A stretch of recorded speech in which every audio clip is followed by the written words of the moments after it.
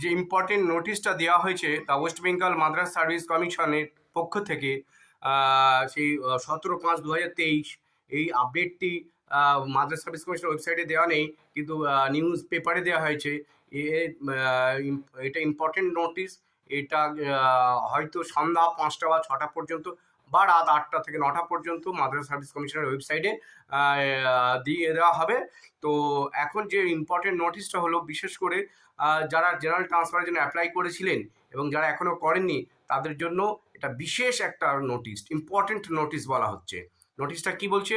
It is hereby notified for general information that all general transfer will be done in accordance with the West Bengal Madrash Service Commission recruitment, selection and recommendation of person for appointment and transfer to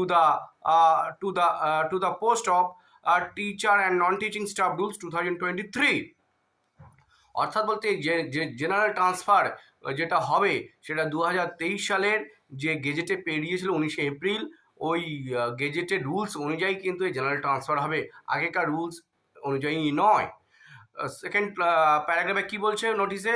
all general transfer candidate who have applied online for general transfer and those candidates who had applied online earlier and not allotted any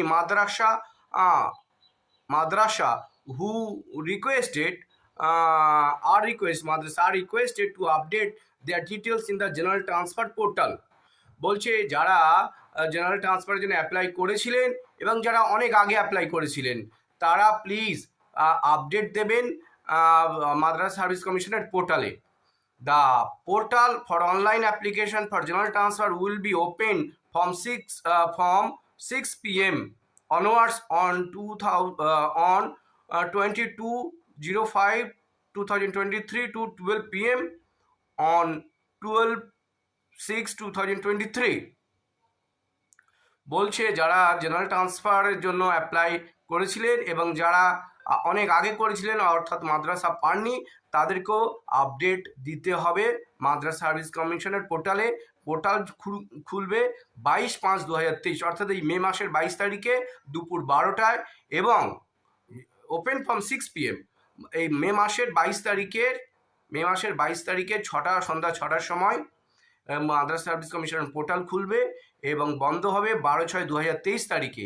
এই পোর্টালে যারা যারা general ট্রান্সফারের জন্য apply করেছিলেন এবং যারা অনেক আগে ট্রান্সফার করেছিলেন মাদ্রাসা পাননি বা অ্যালোটেড করতে পারেনি কমিশন, তাদেরকে আপডেট দিতে হবে। প্লিজ আপনারা এই নোটিশটা ফলো করুন।